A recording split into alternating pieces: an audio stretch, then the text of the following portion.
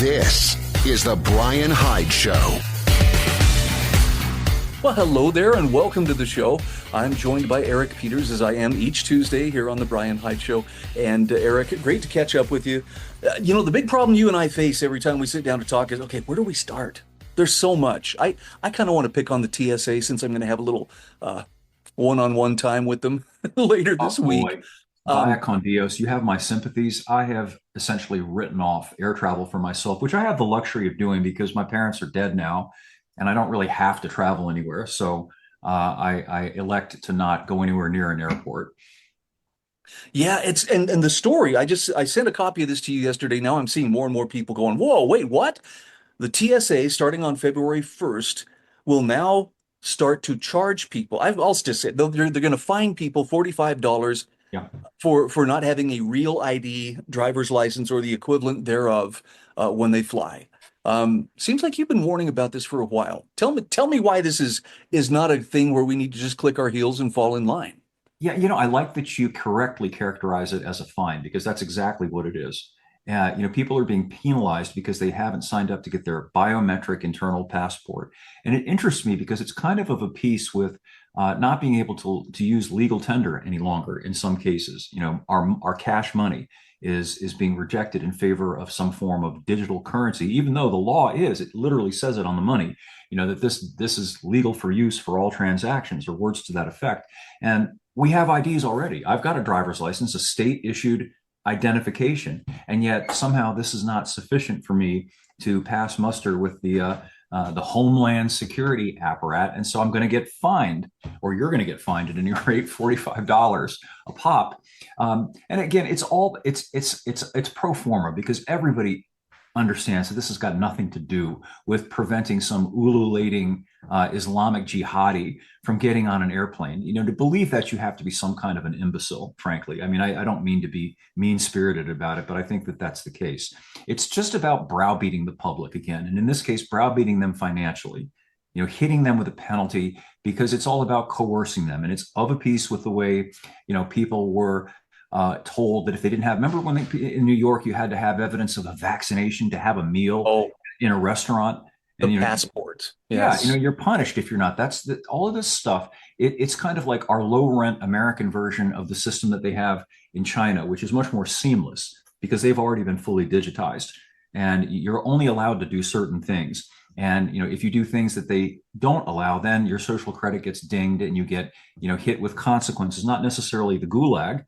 That's so 1950s. Instead, they punish you in other ways, by making your life difficult financially. And I think that's what we're looking at here with regard to these fines that people are going to have to endure at the airports.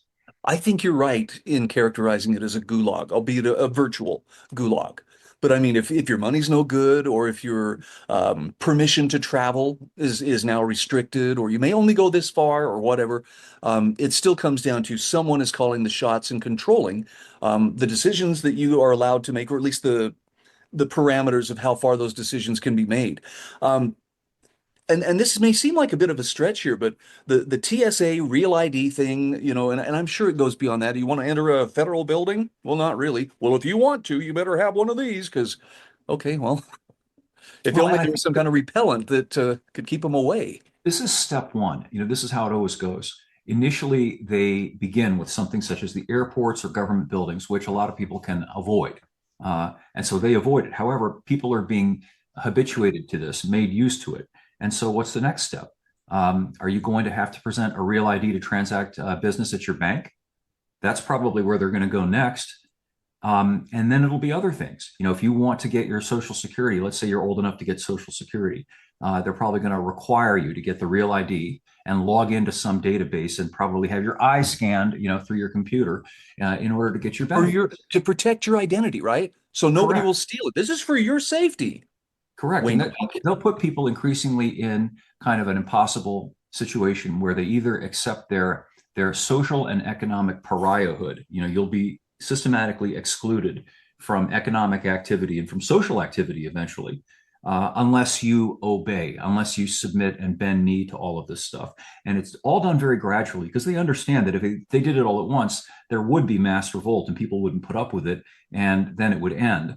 but they figured out that if you can just get people to accept A, then inevitably you can get them to accept B. And before you know it, they've accepted the whole alphabet. That's how this process always works. Okay, so let's take it one step further. You had mentioned, you get that whole social credit, your money's no good because you're a bad boy or a bad girl. Um, I don't know if you paid attention to this. Did you see the run that silver was making last week going into the weekend? No, I haven't kept up with it. The last time I looked, it was what, $52 an ounce? Pushing up to almost 60. In fact, it No was on way. a run. I think that, and I'm not exaggerating when I say this, I know it sounds conspiratorial. They pulled the plug on the exchange. Once it hit about 57 something, it was like, oops, we're having technical difficulties. And there's been a lot of commentary on this from people who know a whole lot more about this than me. But the consensus has seemed to come back to someone, and I'm assuming it would be a nation state, put in a purchase of 400 million ounces of silver.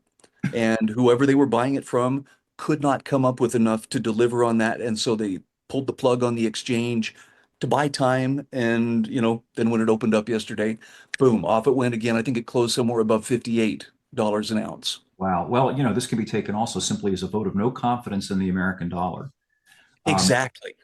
and if you go back in time, if you go back to examples of hyperinflation, such as in Weimar Germany in the 20s, people who had real money, people who had what would have been considered, a small amount of gold or silver, all of a sudden were extremely wealthy, and they were able to buy up assets that had become essentially worthless because the economy had collapsed. And we may see that. I've read articles, maybe it was Gerald Salenti, I can't remember who it was, saying that it's entirely possible that we might see gold go over $10,000 an ounce and even higher than Yeah. that, essentially. Yeah, it's the crazy thing about it is, and I'm sorry, I wish I could give credit to the person who pointed this out, but I've been reading a lot of different commentators who are very vested in the precious metals. Some of them are new to me, so it's hard to pull the name off the top of my head. But someone was talking about how it's the Asian markets. It was someone in the Asian market who placed that big 400 million ounce order. And the point they made is exactly what you said. It shows lack of faith in paper currency. This is Asian markets chasing reality while Western markets continue to chase paper. And the problem is the Western markets no longer can ignore the fact that faith in that fiat currency is falling. And so it'll be curious to see if this precipitates some kind of emergency where, oh, lo and behold, Eric, we have to change our currency. Mm-hmm. Or hand over our gold and silver, Ooh, as happened back in the 30s when FDR made it illegal for Americans to possess gold. Now, this might be a good point to get into the other topic that you and I discussed off the air, which is this fun little war that apparently is about to happen in Venezuela. And I don't think it has anything to do with, as Trump puts it, narco terrorism. I think it may have a lot to do with the fact that, from what I gather, Venezuela is considering ditching the dollar. Venezuela is a major oil producer, and they're considering accepting payment, as I understand it, in non-dollar denominated currency, which would be absolutely devastating to the hegemony, whatever's left of it, of the American dollar. And that could well explain why Trump seems so determined to get us into a war with Venezuela, of all places. I appreciate the explanation because I've been mulling that over, for the last few weeks. Why is it so important that we're flexing on Venezuela? And, you know, no love here for drug smugglers, no love here for human traffickers, but I get very nervous when my government continues to operate outside of its boundaries. And when presidents are killing people extrajudicially, I'm not going to pretend that's a good thing just because it's a Republican president who's saying, yeah, do that. Yeah, amen. I'm particularly off put by the use of the word terror and terrorism to describe drug smugglers. They're drug smugglers. The idea that these people are terrorists is just a stretch. It's a hyperbolic stretch, and it echoes of the way George W. Bush back in the day kept equating anybody who questioned whatever the Bush administration did as essentially being in bed with the terrorists. Yep. And that's what I foresee happening right now. And it's a tried and true play from the playbook, right? They know that they can whip up American support by framing something as terrorism, but I don't think it's going to fly. And I think one reason I think it's not going to fly is because people are really hurting in this country economically. And the fact that you can, a coin, a silver coin that cost $20 just 2 or 3 years ago is now almost 60. Hmm. And anybody who goes to the store and buys groceries knows how much $100 bill buys now, which isn't very much. This occupies people's minds a whole lot more than narco terrorism. And I think Trump is Amen. utterly tone deaf to this.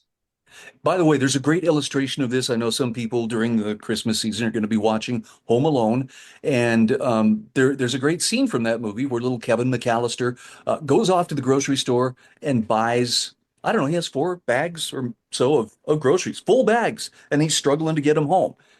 That was under $20 because he had a Absolutely. $20 bill when he went to the store, and people are like, how could $20 worth of groceries buy you that many groceries? Now you'd be lucky to fill 1 bag. Yeah, I mean, here's another one. Do you remember Married with Children, that Oh sitcom yeah. from and Oh and yeah. Al Bundy was kind of considered this loser shoe salesman guy, and he had a single family house. You know, what the lifestyle that the Bundys lived in, what was a comedy back in the 90s, would be considered almost a miraculous dream today for most people who are under 40 and thinking that they're never going to be able to afford a single family house of their own. And it's true. Yep. By the way, you had an article. I think this one just published this morning. The Last Generation. Yeah. Man, this one hit home. I mean, I know things change, nothing stays the same, but the difference in the generations between what you and I faced growing up as kids and what is expected of kids today or how kids are treated today, it couldn't be more different. And I don't mean in a good way. Yeah, the degree of personal freedom that we took as a given when we were kids, that's been lost. The tragedy is that the kids today have no point of comparison. Every generation just assumes that what they experienced growing up is the way it's always been. You don't realize until retrospectively that things have changed. Well, when we were in high school, I mean, when I was in high school, there was actually a smoking arcade in the high school. And this is the 80s, not that long ago. I mean, I know we're getting old and everything, but it's not that long ago. And the point is, not only could kids smoke, I mean, adults smoke too. And I'm not carrying water for smoking. I'm not saying that smoking is good for you. I'm simply pointing out, can you imagine people were free to make choices like that? We didn't have metal detectors. We didn't have a cop. They call it a school resource Resource officer officer. now. I mean, just, it was such a different world. We drove when we were 16. I remember one of the things I mentioned in the article, when I was just barely 16 years old, my parents would task me with driving my little sister, who was 4 years younger than me. Hey, will you take Linda over to her friend's house? Of course, everybody did that. But today, that's illegal. You can't have a 16-year-old driving a 12-year-old. And probably in some states, the 12-year-old has to sit in a safety seat and Mm. minimally in the back, buckled up. It's just such a different world. We rode our bicycles without helmets. We didn't wear seatbelts. And again, I am not saying that it is not a good idea in some cases, if you want to do it, to wear a helmet or to buckle up and all of that. But we were allowed to make those decisions for ourselves. We were generally left alone. And that there's a dignity in that. There's a respect for allowing people, even teenagers who at that time were almost adults, not like today, when 25-year-olds are effectively infantilized and are in the same state that we were when we were 12. To letting people grow up and understand, okay, you can do this or you can do that. There's pros and there's cons. Make a decision for yourself. Now all these things are decided for us. I really appreciate how you kind of call out, in high school, we did have a police officer who regularly was in our high school, but he was a plainclothes detective, never ostentatiously wearing his gun or displaying his badge. In fact, he was actually a very chill dude. I mean, we jokingly called him Red Eye Richie because, he would confiscate stuff that might Yep. cause red eyes from the kids. But he was a very stand-up dude. There was nothing aggressive, and yet, today you got Officer Hut Hut Hut, Oh and yeah. parents who say, "Oh, I don't know if I like my kids, having to be schooled in an armed environment." What's he going to tell you? Well, this is for my protection and yours. Sure. But if you were to say the same thing to him, he'd take great offense. I think that I understand that we don't live in the sort of Brady Bunch era of the past, but I also don't think we live in this hystericized environment that they're presenting to us, where there's shoot ups all the time and you have to worry. Yes, these things happen, but they're statistically anomalous and very rare. They get a lot of media coverage because we have 24/7 coverage, which we didn't have back then, of everything that happens in every small town across the entire United States. So, I think that they're inculcating in kids this mindset of fear. You can't, the door's locked. You have to push a button and allow and be let in. You have to have a name tag. You have to sign in. I mean, it's like being in a prison. And I think, young people doing that to their forming brains and their sense of the world and whether the world is a scary place or a not scary place, I think it's on balance a very pernicious thing that's being done to them. And I frankly think it's being done deliberately. It was really interesting. A year ago, last summer, I had my 40-year high school reunion. And we walked back through the high school, kind of see how things had changed. And I remember when we moved back to where I had graduated from high school, I took my kids to show them, yeah, this is where I went to school. And they're like, is it different? I said, yeah, it looks like a prison now. We Yep. didn't have a big, 8 foot tall chain link fence and cameras everywhere. And, walking in the school, sign after sign after sign, this is forbidden. This is verboten. I mean, they weren't in German, but they might as well have been. But the big thing they were really concerned about was no vaping. Apparently, kids sneaking into the bathroom to vape was Yeah. Yeah. that's the big deal now. Yeah, yeah, and this stuff is writ large across our entire society. Grown men now can't choose to ride a motorcycle in many states without a helmet on. This indignity that's being of being a 40 or 50 or 60-year old guy and being told, you got to do this for safety. It's not about the safety. It's about trying to parent a grown adult. You have no business doing that. Other people who are grown adults have the right to make their own decisions about such things, and we've lost sight of that, I think. Here, here. Anything else on your radar screen that you'd like to touch on today? I mean, I don't want to make it sound like we're just here to complain. I think we're probably voicing concerns over the things that most alarm us. You seen anything that encourages you as of late? Boy, that's a tough one. I I mean, know. well, just this is just a general comment. I think, and this is goes back all the way to COVID. I think the great blessing that has arisen as a result of all of these things is an increasing awareness and skepticism about what the authorities and the state and the government tell us. You and I can remember when people were, I think, much more accepting of authority. If the government told you that such and such was for a good thing, let's say a drug, well, most people were like, okay, they just kind of went to the doctor, and if the doctor said, well, this is part of the vaccine schedule for your kid, they'd say, okay, fine, whatever, give my kid the vaccine. People are now doing due diligence again. They're looking into things for themselves as opposed to just taking at face value what they're told. And I think that's marvelous. I think the way we get out of this again is by exercising this brain, that we have here that God gave us to evaluate the world and what we hear and whether it makes sense. And if it doesn't make sense, to ask questions. Well, why? Why should I do this thing that you're telling me I ought to do? I'd like to have an explanation that makes some sense to me. Don't just tell me I have to do this because you say so. And this, okay, I'm going to step on the soapbox for a moment here. This is why I come back to this over and over again. I know you do as well. You've got to take responsibility for your worldview. You can't wait for someone to spoon feed it to you or barf it into your mouth like you're a baby bird, And it's not that there aren't plenty of people out there, in the legacy media and even in the alternative media willing to do your thinking for you. But if you let somebody else do your thinking for you, you will be misled. And that doesn't Absolutely. mean you have all the answers, immediately. But if you know how to ask the right questions, you're going to be a lot tougher to fool. And I'm just putting it out there. If there was ever a time to become tough to fool, this is the time. Yeah. Be inquisitive, ask questions. Don't be passive in anything, whether it's your own intellectual development or any activity that you choose to partake in. I get on my soapbox a lot with regard to driving. Don't be passive behind the wheel. Be somebody who's in the game and paying attention and controlling the car. You don't want to be a meat sack. What kind of a way is it to go through life just sort of sitting there like a lump, whether you're in the driver's seat or behind a desk, just waiting to be told what to do by somebody who, frankly, doesn't care about you at all, other than in the extent that they can control you? Yep. Well, this is the thing though. Life is so much easier when you have no responsibility. And in fact, I'll just come right out and say it. Maybe being a slave in that sense isn't so bad. Somebody makes all the tough decisions, you show up, you do your job, you collect a paycheck, you go home and watch TV, get high or eat food or whatever. But life is pretty good, but you don't have to take any of the responsibility. But the problem is the chains that are holding you back, you may not see them, but they're still very real. And I don't know. I don't know what it takes to flip that switch or inspire people to flip the switch for themselves, but that's no way to live. Well, I agree. And I think it also has a superficial rather than an actual appeal. The assumption is, well, you're going to get good food. You're going to, you're going to enjoy a nice place to live. You're not.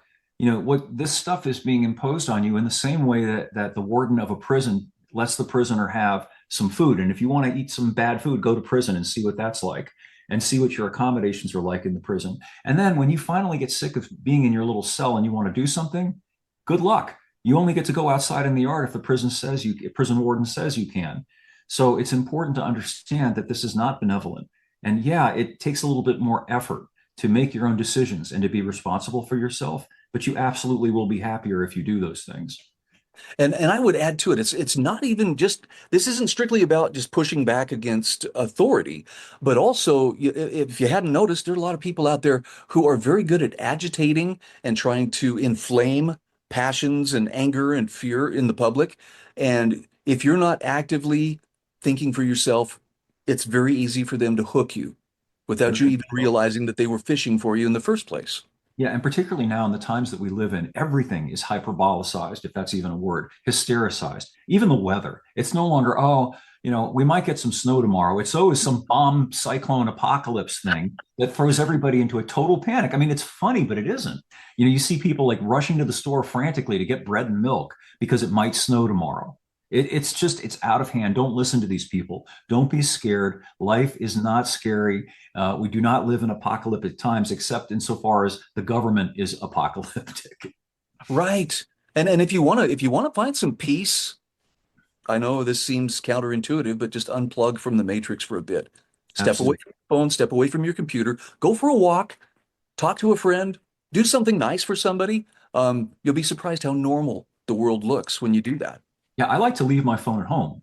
After we get off the air here, I'm going to have another cup of coffee. I'm going to go down to the gym to hit the weights. And for me, that's a 40-minute drive down the road. I'm not bringing my phone. I unplug when I go for a drive. I enjoy the scenery, and I see my friends at the gym and I hang out, and then I come home and then I'll check my phone to see if somebody called or texted me. But I don't keep that thing with me everywhere I go because I don't need to be pestered, harassed constantly by technology. I mean, not everybody gets to experience this, and it sounds like, oh, that'd be really cool. But when your phone is blowing up so much and so often that it starts to feel like an electronic leash, that's a hint. Absolutely. Put the thing down. Eric, great as always to have you on the show. We'll have a lot more to talk about, I'm sure, next week as well. Thanks again. I'm sure we will. Thank you, Bryan. This is the Bryan Hyde Show.